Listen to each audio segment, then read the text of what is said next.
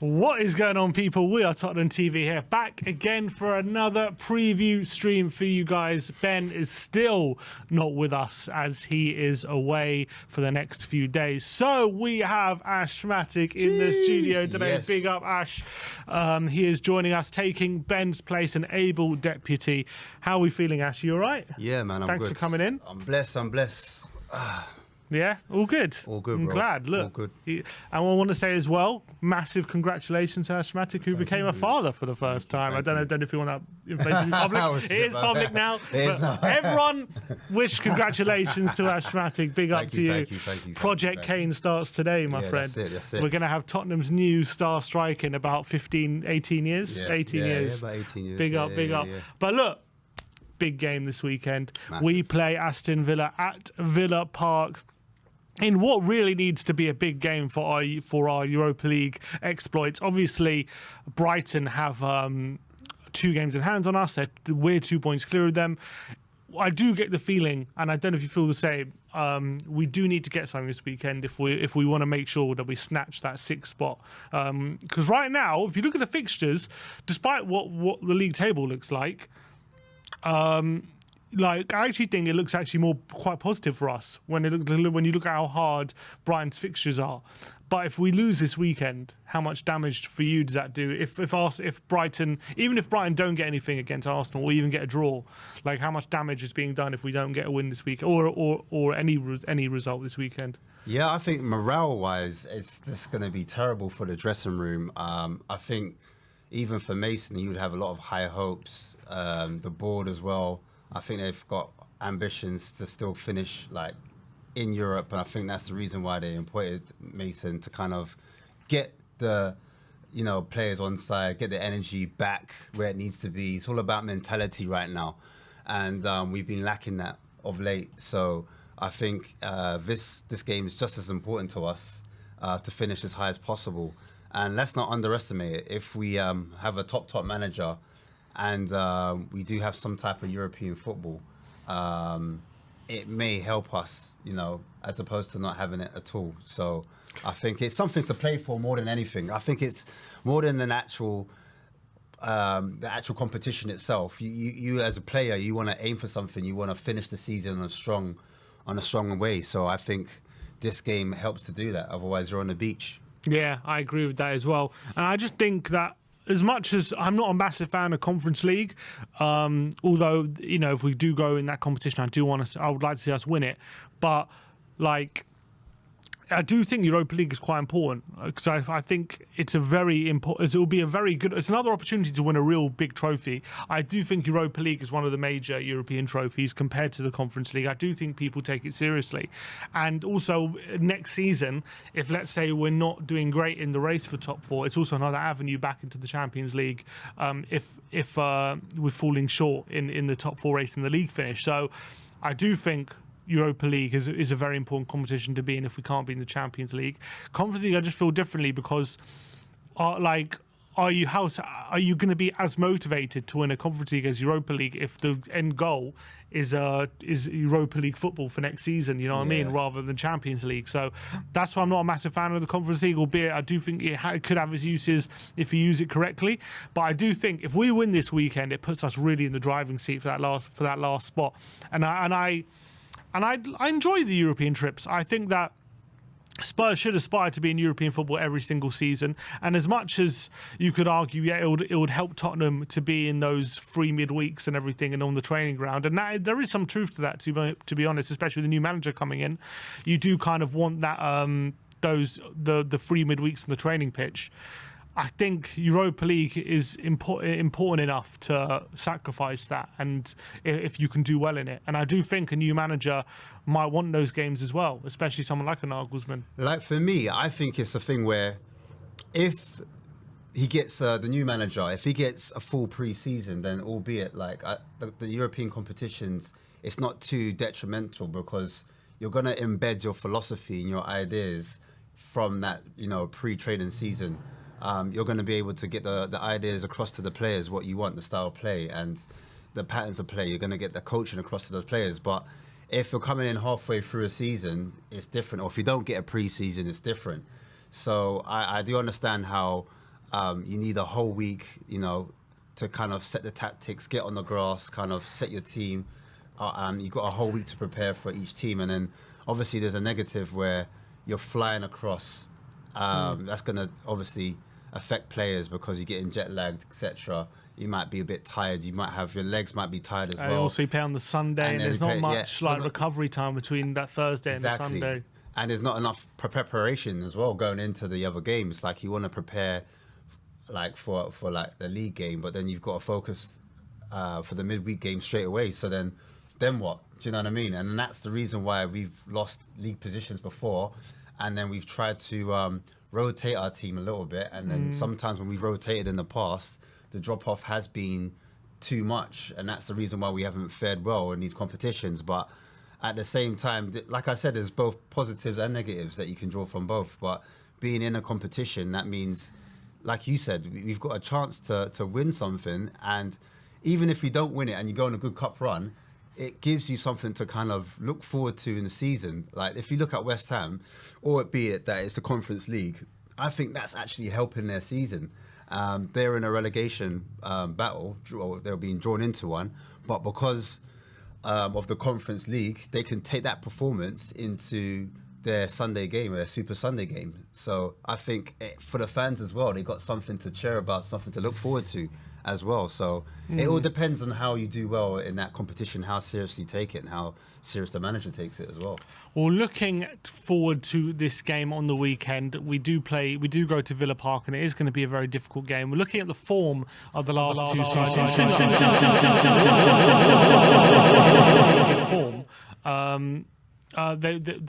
If you bring up the form again, could you bring up the form? You have to mute. Have you muted it? One sec, guys. Well, I'll look at the form anyway. Spurs has 1 win in their last 5. Villa only two wins in their last 5 now. Only 1 win in their last 4 games as well. The Spurs have scored 9 in their last 5. Villa only 5 goals. The goals have really dried up, albeit their defence is still pretty mean. 3 goals conceded in their last 5. Tottenham 15 goals. That really goes to show where the differences are. But you look at that home form for Aston Villa. 5 wins on the trot at home. Spurs haven't won in 7 league games. I think we haven't won since February at all in the league. Yeah, that's right. So, look, when you're looking at the form, clearly they're going to be very, very confident going into this so they can turn us over, especially given their home form recently. But do you think we can maybe upset the form books in this game? Yeah, I mean, on the day, anything's possible, I think. Off the back of the positive result against Palace, we've got to take that into our next game, and we've got to stay positive. We've had a whole week to prepare for this game. We know what happened last time around, and we lost 2-0 at home. And I think the boys will look to right those wrongs where we failed and we lost in concentration. You look at the first goal we conceded from Lloris. Lloris spilt the ball, and it basically fell into their lap, and they managed to score. Buendia ended up scoring as Ollie Watkins picked up the ball and he fed it to him. And that could have all been avoided if we hadn't made that mistake. And then if you look at the second goal as well, I think we lost a bit of concentration. There's a ball lofted in from McGinn, and Douglas Luiz gets a free run. No one picks him up from midfield, and he slots it in, and Ben Davies tries to recover, but it's too little too late. So I think that midfield role is pivotal.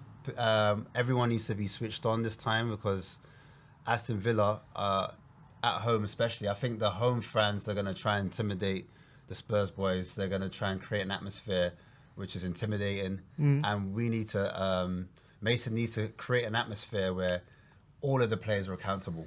All of them. They're not pointing, they're not looking around and thinking, oh, whose man was that? Do you know what I mean? Everyone should know their role, know whose man there is. There needs to be talking on the pitch.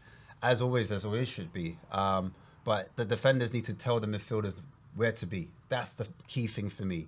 If you've got a double pivot and there's 2 midfielders in front of you protecting you, you say, look, you need to be in this area. You need to pick up McGinn coming in. You need to pick up Buendia.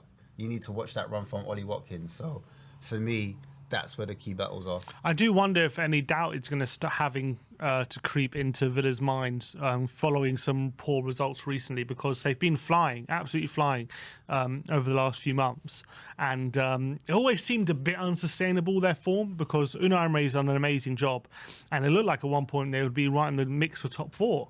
And it looked at one point like there was no stopping them, but only one win in the last four. Maybe there are signs of them slowing down a bit in that race for European spots. Now they've got a big challenge just to get the 7th place, let alone Champions League. And I do reckon maybe in this recent run, losing to Wolves, losing to Man United, maybe a bit of doubt is creeping into their mind. They only beat Fulham 1-0, I remember, at home.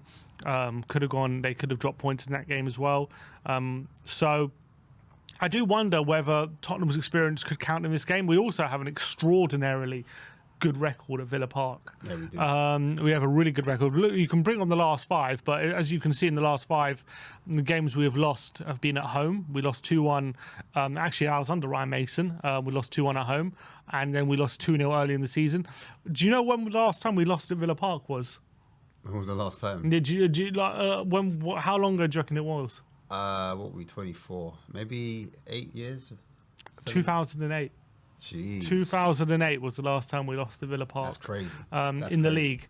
That was a late, I remember it was a 2-1 loss, and it was, I think, a late Martin Lawson goal, which ended up in defeat. And we've only lost twice at Villa Park since 2004. So that's, nearly 20 years. Yeah. We've only lost twice in the last 20 years. So we have an extraordinarily good record at Villa Park. I don't know what it is about us and going away to Aston Villa, but we always seem to get a good result there. So maybe that will play on the players' mind. Sometimes it can happen where look at how Tottenham have this thing over Man City right now. Like, doesn't matter. Like, we just seem to get a result against them. Doesn't matter how we're playing. We always seem to put our performance in the result. Yeah, that's true. So maybe it's just one of those things with us going to Villa Park that maybe that psychological effect as well might make a difference in this game. Also, I think Kane's got quite a decent record against Aston Villa, and he's looking to push on from that record that he broke the other day. Obviously, Wayne Rooney, he beat his records, and now he's eyeing up Shearer, and I think he wants to make an impression. I know Haaland, everyone's talking about him, but obviously recently, I think it was the Players or the Journalists Awards where he wasn't mentioned at all. Yeah, the Football Writers Football Award. Writers Awards, yeah. He wasn't mentioned in the top 4, so which is crazy. And maybe that adds fire to his fuel, and he's got more of a point to prove to say, look, I'm here. Do you know what I mean? I'm here to be counted. So 26 league goals. How is he not even considered in the top 5? And is it 3 assists as well? And I think 3 or 4 assists. 29 goal contributions. It's amazing, right? And actually, you know something fascinating as well. He has scored in more games than Haaland has. That is an absolute, for me, look, absolute howler by the journalists. I don't know what's going on. It's like a witch hunt at the moment. Unbelievable. Think about that. How has he scored him? I know because Haaland gets hat-tricks and Kane this season is more 1 goal a game kind of thing. I think that's what it is. But it's mad. He scored in more games than Haaland this season. They're taking an L for that one. I'm sorry. Them guys, they messed up. Yeah, how Kane isn't considered, especially for doing it for a struggling Tottenham team as well. He's the only one kind of stepping up as well. Yeah. So I think it's ridiculous that he's not included in the Football Writers Award. But in terms of looking at Aston Villa as well, we've got the star men we're going to be looking at for Aston Villa, and these are the guys who are on really good form. Obviously, right now, Ollie Watkins firing on all cylinders, 14 league goals, 6 assists in 34 starts. He's had a marvellous season, especially over the last few months. He went on an 8-game scoring streak, I think, under Unai Emery. And how hard is he going to be to stop on tomorrow, because he's just on firing form? And do you reckon he'll fancy his chances against our back line? I don't know. In the last 3 games, he hasn't scored. So he was on form, and then he's just slowly gone off. I think what teams have done is they've doubled up on him.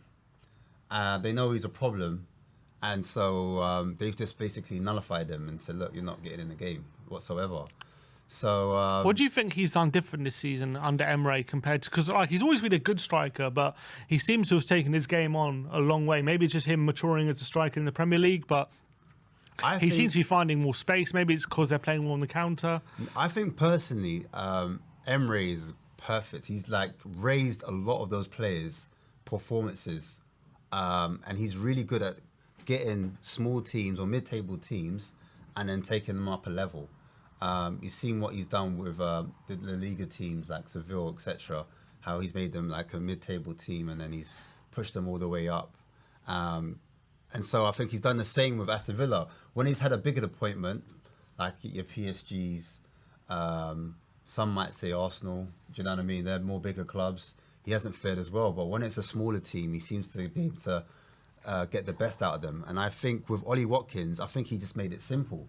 I think Ollie Watkins was, as a striker, he didn't have that much direction. And I think he was on the left side, the right side, playing down the wings, running down those channels on the wings. And then I think Emery just made it simple. He was just like, I need you to stay in this space and I need you to arrive in the box at this time. That's all. And simple instructions, man management, and just belief as well. Because at the end of the day, the devil is in the detail. But you have to have the framework. You have to have the blueprint. You have to have what I call the bones, right? When you've got the bones, then you can put the meat, pause, around the bones. And then after that, do you know what I'm saying? You will kind of like bread your success. You'll start to develop. So there's sometimes there's information overload. He probably just kept it simple with him. And I think Watkins, being a young striker, he was low on confidence. Because remember, when he was at Brentford, he was banging. He was banging the goals in. Came to Villa. First season as well. I remember in his first season, like very early on, maybe when they beat Liverpool 7-2. He scored a hat trick in that game. Like he was having a decent first season. And then they brought in Ings, and he lost his place a bit, and he was competing, and he kind of didn't. In his second season, last season, he kind of wasn't at the same level. But this season, since Emery's come in, he's just flying. I think Emery just said, "You're my main man." Simple. And that's what every striker needs to hear, especially young strikers as well. And I think as well, because he's a big, physical, fast striker as well, he doesn't get bullied by centre-backs because of his physicality. He's good in the air. So he's perfect for someone like Unai Emery, whereas Danny Ings, as much as he's probably a better finisher than Watkins, albeit Watkins' finishing has drastically improved recently, he's not as physical. So I feel like when it's easier to mark... it's easier to mark someone like Ings out of the game than someone like Watkins, who maybe could fly off crosses in the box as well. He's got different avenues to attack. If you push up high, you can run in behind. There's a few different things Watkins can do. So, yeah, I think he's having a great season. Another person we've highlighted is Jacob Ramsey, who's maybe one of the most underrated young English midfielders in the Premier League, I feel. I feel like he's been doing it now for at least a couple of years in terms of just putting consistent, solid performances. Never really chatted about when we talk about England call-ups and things like that. He's still, 21 or 22, Jacob Ramsey? I'll look that up. I'm pretty sure he's still in his very early 20s. But he's been very consistent for Aston Villa. I think he's actually a pretty good dribbler. He's pretty strong on the ball as well. And he's got 9 goal contributions this season in 34 games. How highly do you rate Jacob Ramsey? Do you reckon he's not looked on enough? He's 21 years of age, so like he's doing really well.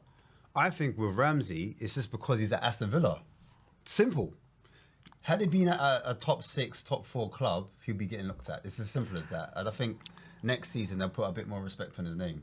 The amount of ball carries he does, the amount of energy and pace he has, he's got good ball control, good dribbling, and he can finish. He pops up into those spaces, he jumps into the box, and he just causes different problems or asks different questions just because of his own ability.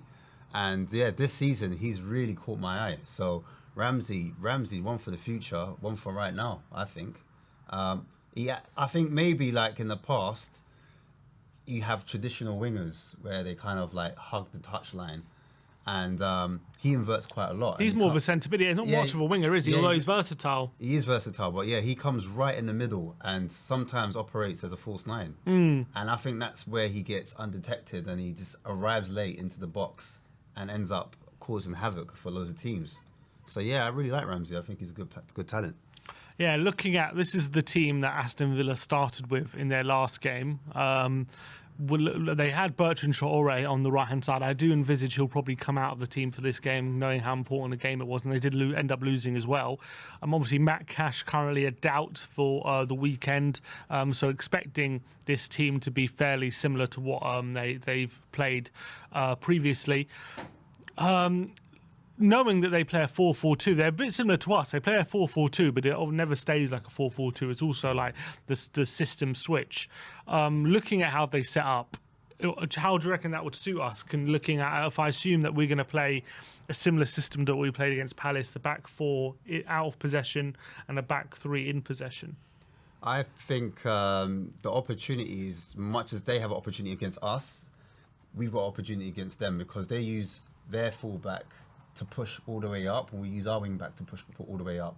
So I think their goal is to get their left fullback, Alex Moreno, to push all the way up and hopefully to nullify Porro. But we're expecting Porro to get high and wide as usual because the space will be in behind. I expect Aston Villa to be in our half pretty much a good percentage of the game. So I think that space in behind is there for Porro to be hit, to be targeted. So if Longlay's on the ball, if Skip's on the ball, Højbjerg's on the ball, they're going to be looking for Porro because that space is going to be exploited on that left-hand side. So I think, I think that's one route in. I think another route as well would be, we've obviously got the three up front, and they're going to have a back two, back four, but when their fullback pushes up, they'll turn to a back three, and it'll be 3 versus 3. I just feel like with our wing backs pushing higher, that will be a numerical advantage for us.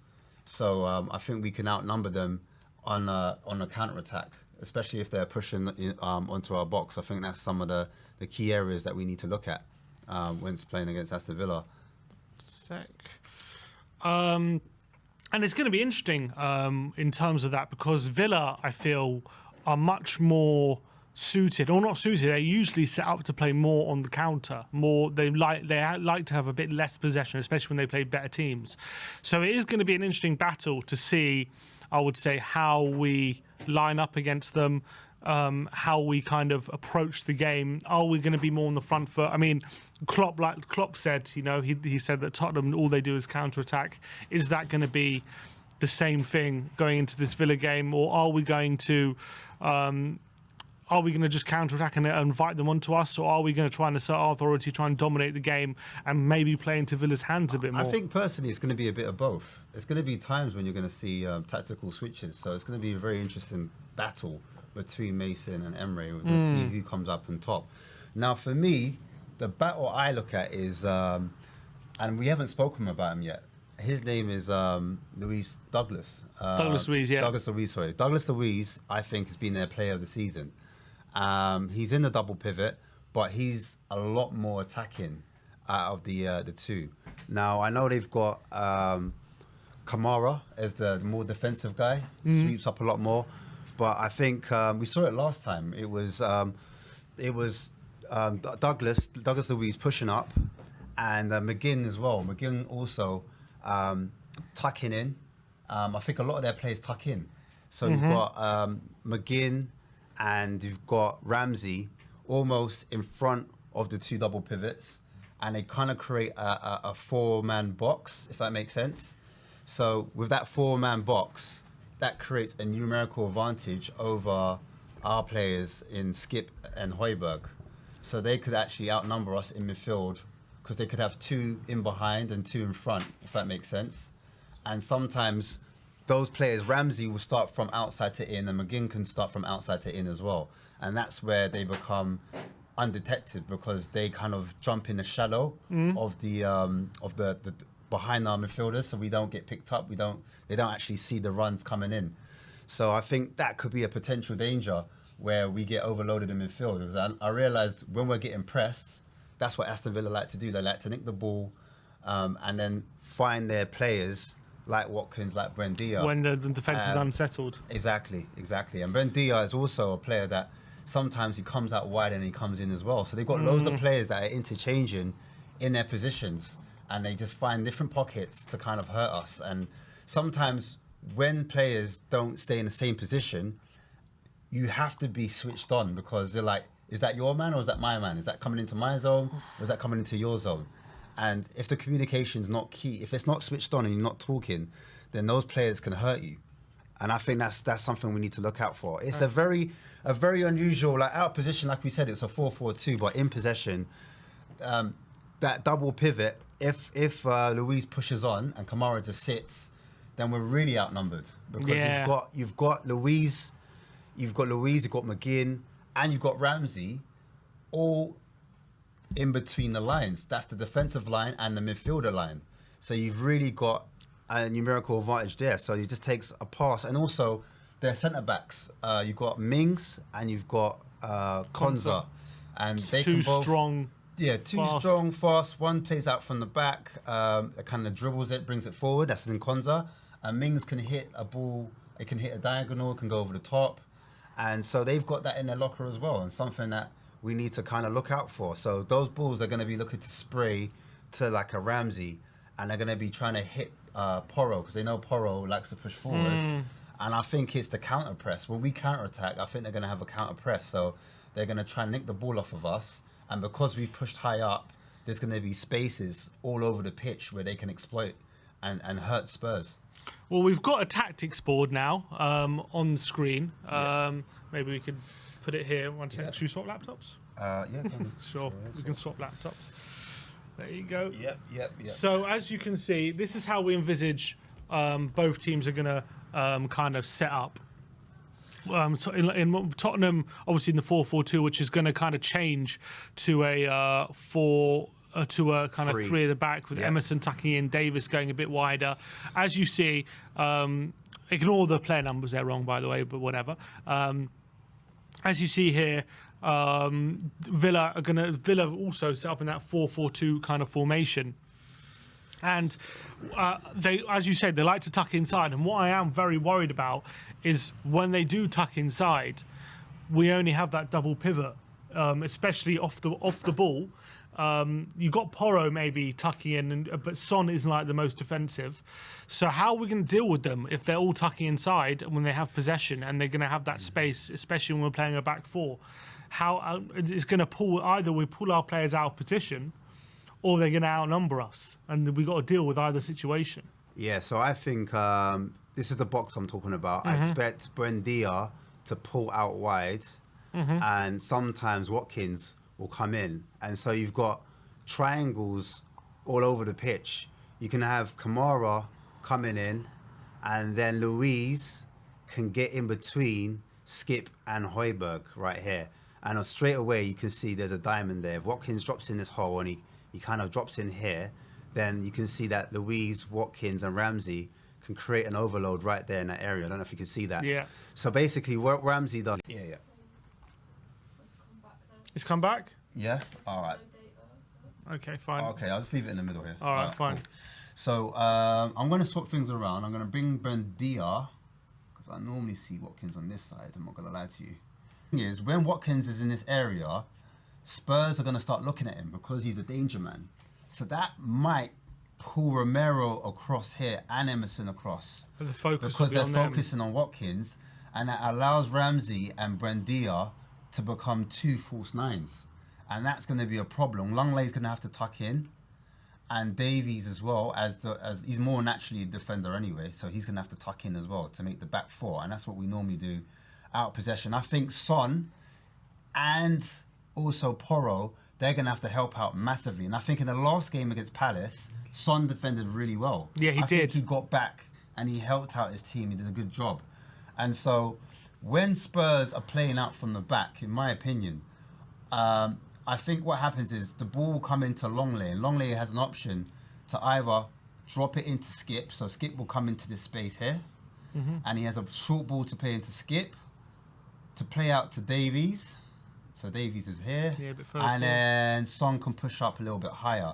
So what I'm seeing sometimes is the ball's coming into Son, and what Son does, he takes the first touch, and sometimes he passes it back. So he can either passes it back into Davies, and then if the ball goes back into Davies, you will see Son kind of pull wide, and then Kane drops into this hole where Son will swap over and that's where we can hurt them because we're finding holes and spaces in between their lines. And that's if Kane can pick up the ball, all of a sudden Son can run in behind. Yeah, Son can running behind, Richarlison as well. So you might see Son pull inside here, making a curved run, and maybe Richarlison trying to get in between the fullback and centre back because I expect Moreno to push all the way up here. So he's trying to force Porro back into this position here.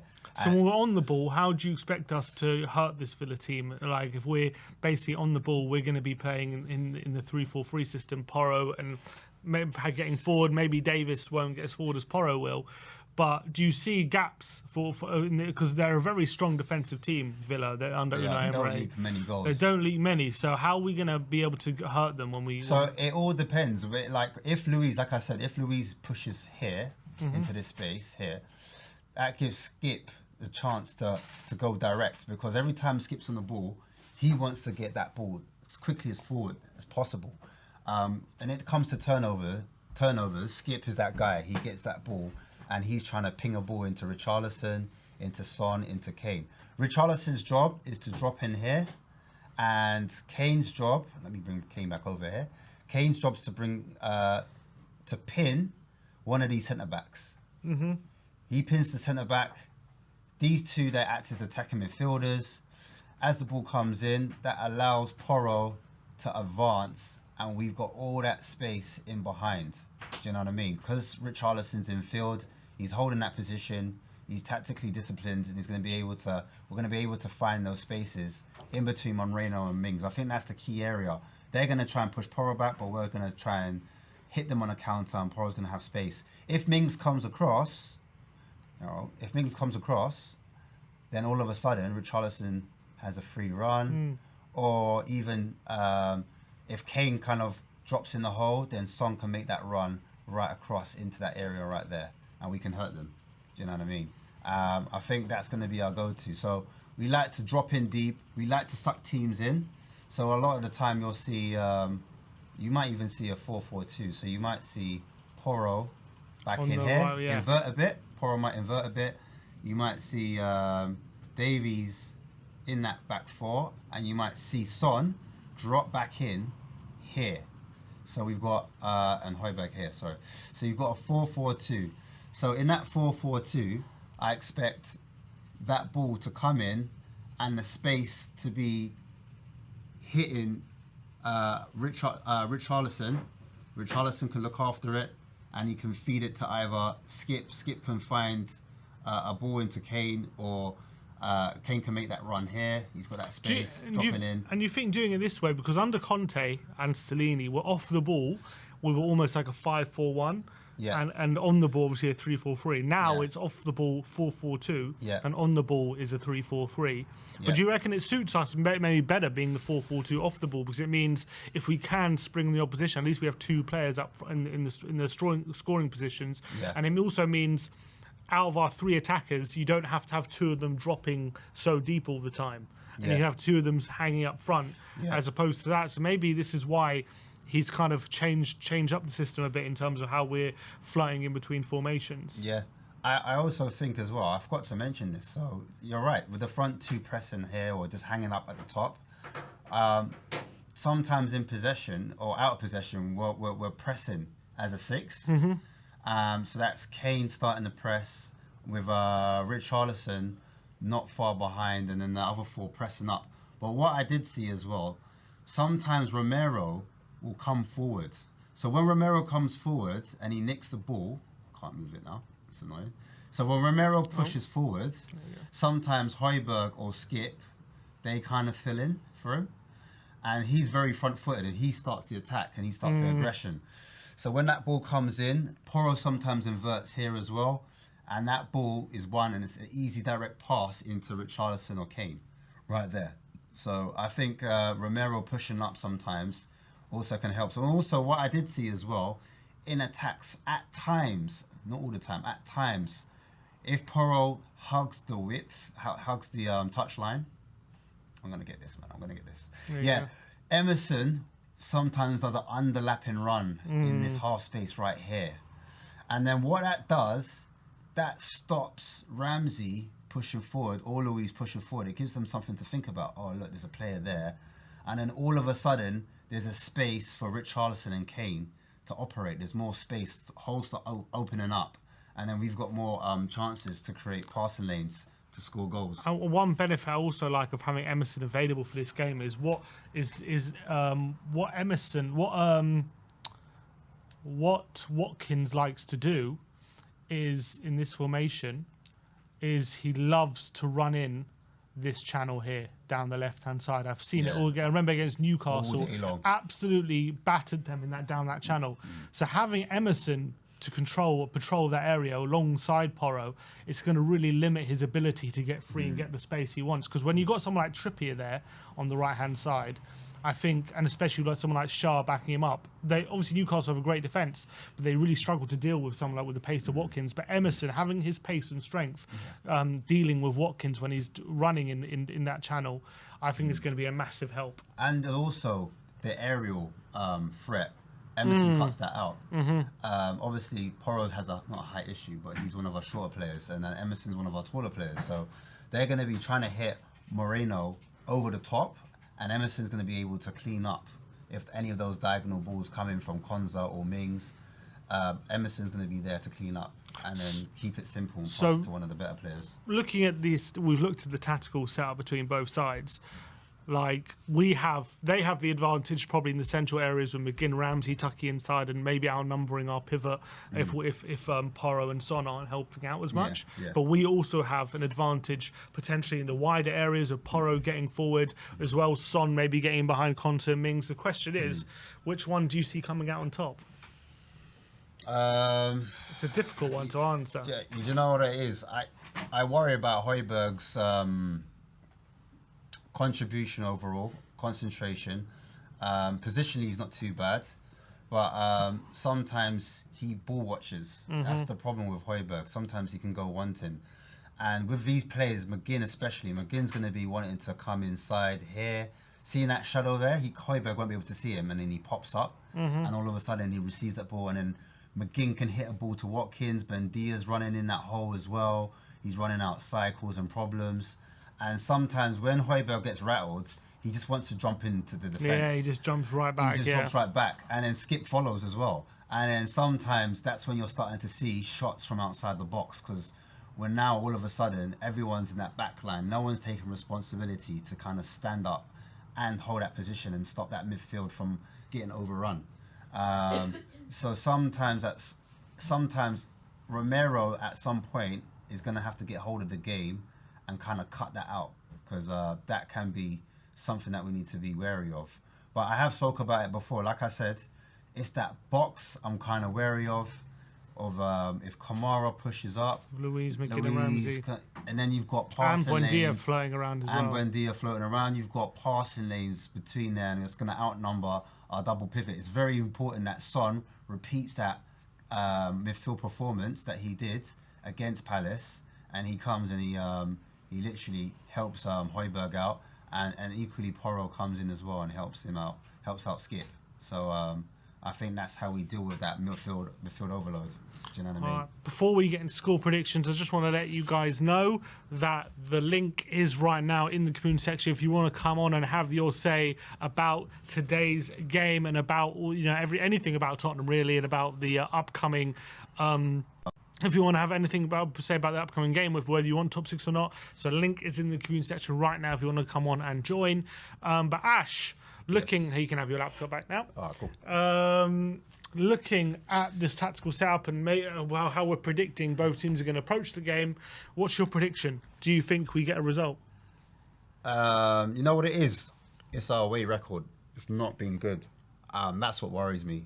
So that's the reason why I predict Villa. But we did come back from 3-0 down. We did. No, we showed character.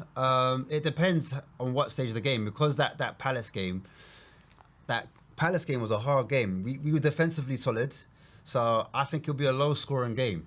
So if no one scores within the first 15 or 20 minutes, which I don't think will happen, and goals happen towards the end of the game, I can see us dropping points.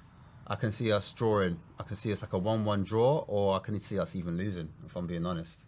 Villa need that win. I just feel like we want European football, but I'm not sure how much. If I feel like Villa want it more, if that makes sense, like that's their season. Like I think this game is all or nothing. Will they have the hunger? Yeah, this is the thing. I'm not sure if we can match their hunger, their desire, their energy. Do you know what I mean? I think Mason will talk the talk. I think he will say all the right things to the players. But I do worry about that midfield overload, because last time we got outdone by that clever tactical play by Emre. And I think Emre's it's going to be a big test for Mason. I think people are underestimating this is Emre tactical battle versus Mason tactical battle. And if Mason somehow pulls it off, then you have to give him a little bit of juice. You have to give Mason a little bit of juice. I'm not saying manager for later on. No. He's still got to go championship. He's still got to do his experience. He needs more games. But Emery's no joke. No, you're right. He's no joke. I think he's gotten a bad rap from his time at Aston, all the good evening kind of thing, and getting made fun of. And even to be fair, even when he was Arsenal manager, got to finish 5th. He got to Europa final. I know they lost 4-1, but they got to Europa final. Was sacked fairly quickly in the following season. So like since then he's won Europa League with Villarreal. He's now doing an amazing job at Aston Villa. He's won how many Europa Leagues with Sevilla? 4 in total, and three for Sevilla. Which is incredible achievement. So I think he's a really underrated manager, albeit he was the man in charge when PSG gave up a 4-0 lead. But even getting a 4-0 lead is impressive against Barca, let alone giving it away. But so I really do think he's one of the most underrated coaches, and it's going to be a big battle to get it. And I agree. I wonder whether we're going to have that hunger. I do think I'm definitely seeing more stuff from this team in the last 3 games than maybe in the months prior to that. Villa are slowing down a bit. That does give us cause for hope, and I'm really hoping, and I'm going to assume we're not going to have a similar start to our last 2 away games in this away game. 5-0 down against Newcastle after 20 minutes, 3-0 down against Liverpool after 15 minutes. We have to avoid that kind of start, which I'm hoping we will. If we can do, I actually think we are going to get a result in this game. I'm going to go, but I don't know if we're going to be good enough for a win. That's the question. I think their tactical, how Emre sets his team up, it actually is pretty perfect how he wants to play against us as well. So I'm worried about that. I'm going to back us to get a result. Will it be enough for a top 6 finish? Remains. I'm going to go for a 1-1 draw. 1-1 draw. But let us know in the comment section below what you believe the result's going to be. Let's get into some super chats before we move into the callers. El Dante says, come on you Spurs, can't wait for the events of an exciting summer. New manager, new signing. Let's get a few wins, then get business sorted to go again. Big up El Dante. KS says, been a silent subscriber for a while. Thank you for the work you put in for us to enjoy. Come on, you Spurs. Big up to you, KS. Appreciate your support. BK Afam Sports says, if you had to keep only one of the following, who would you keep? Sessegnon or Tanganga? Oh, I would keep Tanganga, obviously. Sessegnon's injury prone so much. Yeah. I'll keep his Tanganga. Injury record's crazy. And then Tanganga's as well, a bit versatile in case of injuries and stuff like that. Yeah, Tanganga's so just about, I'll probably pick Jaffet. You're probably right about that. And my grandpa, Brian Churnit, in the super chat as well. Big up to grandpa. He says, we also have Emerson Royale back. This will make a huge difference. Obviously made a big difference in the last game against Crystal Palace. And I actually agree with grandpa. I think Emerson's going to be very important for his backline, because if we had Dyer there and his lack of mobility, I do worry about him up against someone like Watkins. But with Emerson in there, I'm a lot more confident and assured that we can deal with those situations, especially physicality and also the running in behind and stuff like that. He can be a bit of a sweeper, and also in the box, he's very good aerially. Yeah, I agree. All right, so that is your match preview. Let's now get into some callers you got the headphones there. Let's get in some callers for this weekend's game. And, of course, we have the great, the pixelated Brian Daigle. Purple and gold, baby. Come on, Brian. Big up to you, my man. How you doing? First of all, Simeon, your check's in the post for that wonderful entrance. And most importantly, Ashmatic, many, many, many congratulations to you and your family on Thank the you, birth of your child, my man. I wish him thank all you. the best in the world, mate. So Thanks congrats. a lot. So, my pleasure, brother. Now I hope everyone is good in the chat. But yeah, big game tomorrow, eh? Massive. Well, big game if you care about Europa League, I guess. Do you think the players care about getting to that Europa League spot, Brian? I think they have to. Whether they do or they don't is whether they think it's beneath them or not is up for debate. But I think for Tottenham Hotspur, European football is a must. Like I said, I've been very public with saying I'm really not bothered where we finish. But I mean, as a club, European football has to be a big thing that there must be a minimum requirement, I would imagine, for Tottenham Hotspur to at least get Europa League. And tomorrow, like you've been saying, rightly so, it's hit or miss, isn't it? If we do get the victory, it puts us in the ascendancy with 2 games remaining. A defeat, Villa are level on points with us, Brighton with their games in hand, and Liverpool is very much out of our hands. This is, I think, our last stab at keeping our destiny in our own hands. I mean, you spoke about, Simeon, how great our record has been at Villa Park recently. I remember back in the time, my first away game ever was with Villa, and we lost 1-0, and Jurgen Klinsmann got absolutely poleaxed by Bosnich. It was the same day as it's the same day as Cantona flew into the pitch, flew into the fans at Selhurst Park. Jeez. But I remember those days where Villa Park and Aston Villa were a huge bogey team for us, massive bogey team for us back in the day. But it seems to have changed, and let's just hope that continues tomorrow. Well, 2 losses in, I think, 19 years. I think that says it all about our record at Villa Park. Albeit they were in the Championship for a few of them, but not too many of them, I don't think. So we do have an unbelievable record there, Brian. When you're looking at changes for Saturday, are you thinking unchanged from the Palace game? Do you know what? I liked what I saw in the Palace game. There were bits I liked. I liked what Porro was offering in a more advanced or to stay more advanced. Emerson definitely brings a bit more stability, doesn't he?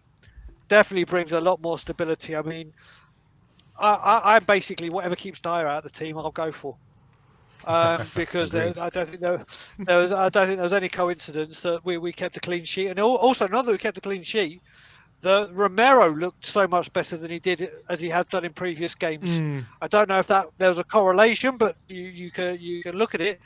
It looked a lot better than we did in recent games. So I liked what I saw in the defence. All right, it was a Palace team that weren't as advanced as they were, let's say, the West Ham game or previous games under Hodgson. Maybe that was some of us nullifying them, but that defence looked a lot more secure and stable than it has done in recent weeks, didn't it? Yeah, definitely. I agree, man. Yeah, I think we got 2022 Romero, 2021 Romero, as opposed to post-World Cup Romero. I think that's when the fans lost it against. Oh, we got World Cup Romero. Yeah, we got World Cup Romero. Exactly. He thought he'd play for Argentina again. Yeah. This is it. Yeah. Look, in terms of how things are going in the club at the moment, Brian, there's noise about Nagelsmann, there's noise about sporting directors. Obviously, nothing really concrete happening at the moment, albeit we're hearing that Spurs are stepping up their search. How do you find things are going for you? Let's have a look at this. So, a couple of days ago, I heard the Hugo Lloris rumours. Like you discussed and I discussed. Listen, people will know that I've been very, very adamant and very outspoken that I think Hugo has just got to go. He has been on the decline. But that doesn't take away what an incredible servant he's been for this football club. And the way that football evolution has gone, when we signed him, he was signed as a sweeper keeper. That was the rage for football at the time, and he was the best at it, and we had him. Now it's come to playing with your feet and playing from the back, which let's just say he's less than good. And now is the right time. The thing that worries me about it is obviously we'll be looking for a goalkeeper when we don't have a manager, we don't have a director of football. Then you hear the Kulusevski rumour yesterday, and it's like, well, what happens if the new manager wants Kulusevski? What if this is true? What if this isn't? So not only defenders that we desperately need, midfielders, creative midfielders, a manager and a director of football we could be looking for. It could be a goalkeeper and a right winger as well. And then obviously I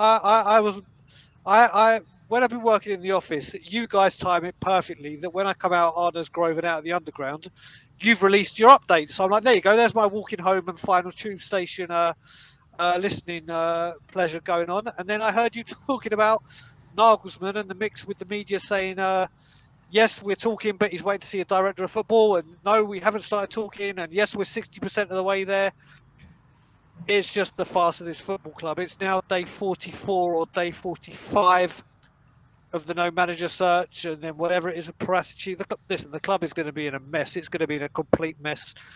This summer's going to be a complete disaster because we won't have things set in place to act ready. No matter what's going on the pitch, off the pitch, my message and language will never change. It's an absolute shit show, and will continue to be so. But we at the moment we just need to talk about Villa, really, don't we? Again, I mean, listen, if we beat Villa, the talk will be, okay, can we get Europa League with a majority of our fan base? And that's totally fine with people. Mine will still be, this club is in a mess, and where we go. But if we lose, even more focus will be on that, won't it? It will highlight, like we got the win against Palace, so kind of things went quiet on all things Levy and what's going on. But a defeat, and then a lot more people talk about it. So I think a lot depends on what we do tomorrow. But the one thing I will say, the positive thing about the team is I like Ashmatic, do not think Ryan Mason should be even spoken about for the job, whether he wins the next 3 matches or not. But one thing I have liked about him is he has made changes. He's not afraid to make these changes. People were saying, like, last time he picks his friends, he does this, he does that. Well, he made some big calls against Palace, didn't he? Dropping Dyer, dropping Kulusevski.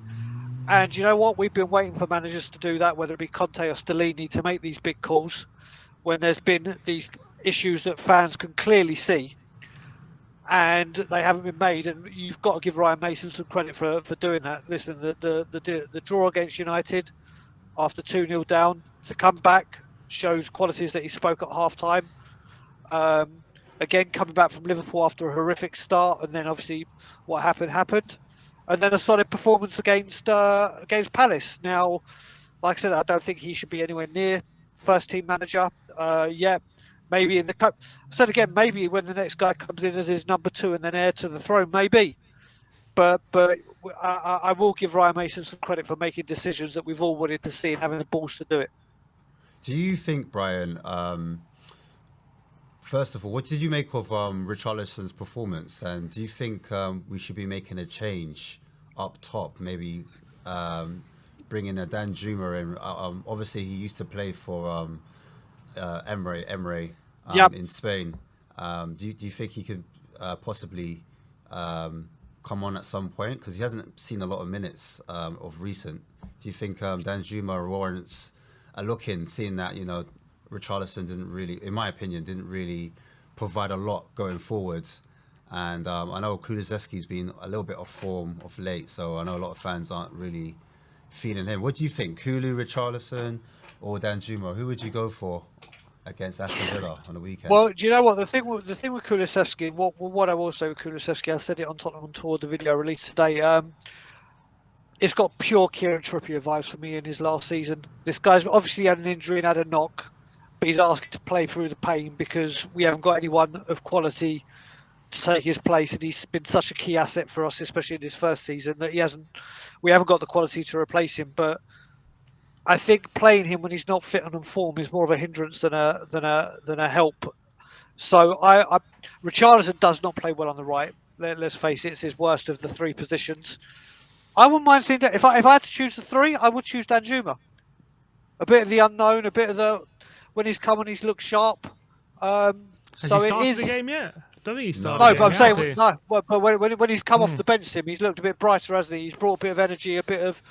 So, do you know what? This guy has been here for so long, or I say so long, for the season, and not having a start. Come on, you're here, and like Ashmatic said, maybe knowing Emery and how he plays, may be able to offer more psychologically, and knowing how he plays than the other 2 combined. So why not give him a shout? Why not? Yeah, especially away from home as well. If Villa are going to maybe, because they're at home, be more on the front foot, maybe more attacking, he does offer that bit more counter-attacking threat than I feel even Kulusevski or even Richarlison offer, because I think he's a bit more of a ball carrier with his ball to feet, he can run, he can attack the space a lot better than those two players. Yep. So maybe he would be an interesting option. And he's also shown his flexibility, Mason, with sometimes playing Son off the right as well, because he feels like even when Son plays on the right, he still maintains that goal scoring threat because he's so two-footed, whereas Richarlison, once he moves over to the right, he doesn't really maintain it as well because his angles are very much limited. So that could be a good option. Maybe Danjuma off the left, Son off the right. But it seems very harsh on Danjuma. Imagine if I told you in January, when we announced his signing, we'd be sitting here on May the 12th and he still hasn't started a game yet.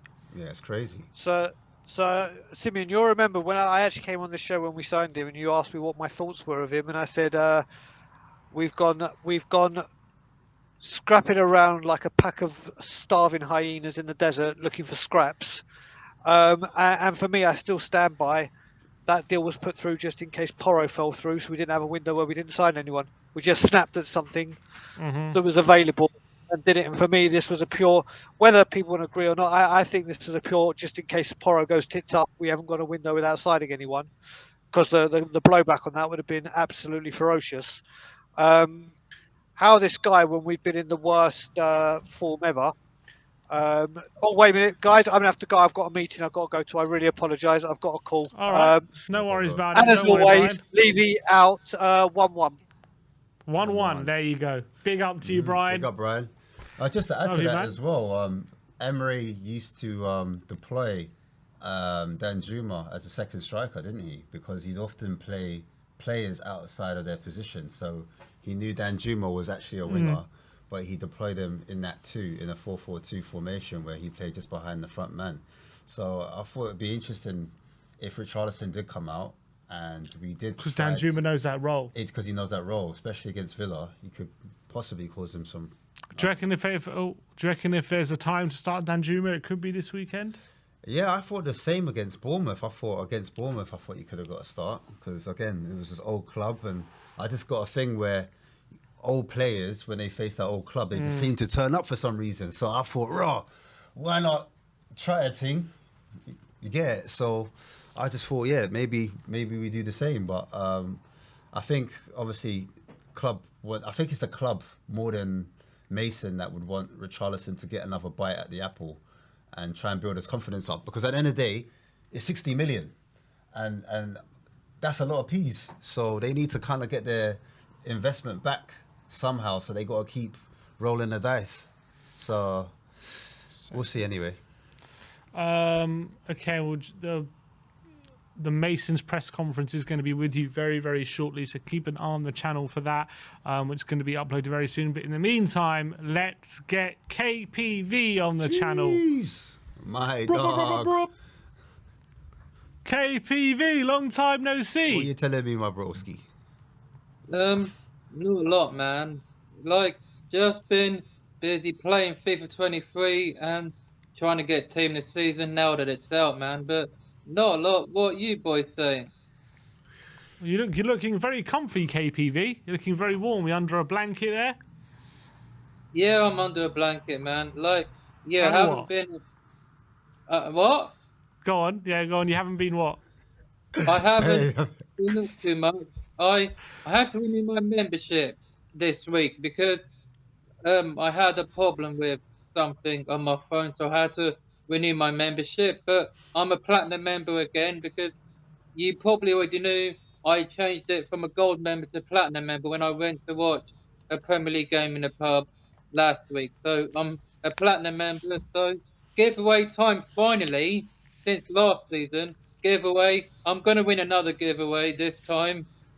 So, yeah, I'm going to win again. Like, yeah, but I'm back and let's get this show started for the Villa game for tomorrow. Like, it's going to be tough. I know.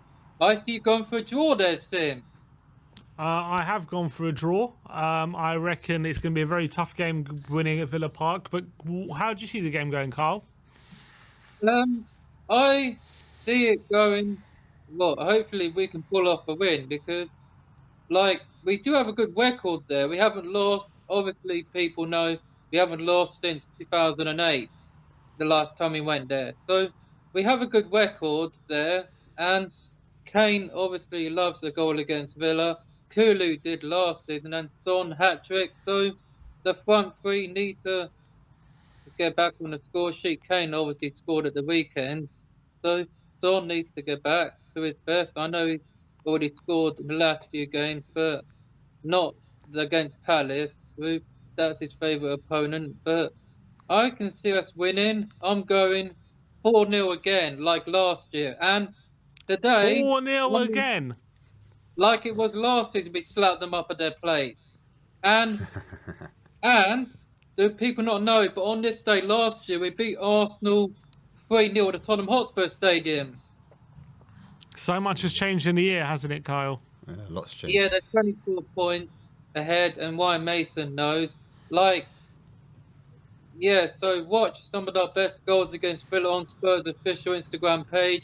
Toby added it to his story on Insta, and he scored actually at both ends. When Liverpool won the league, he scored an own goal to put Villa 1-0 up. Then he equalised. So big up, Toby.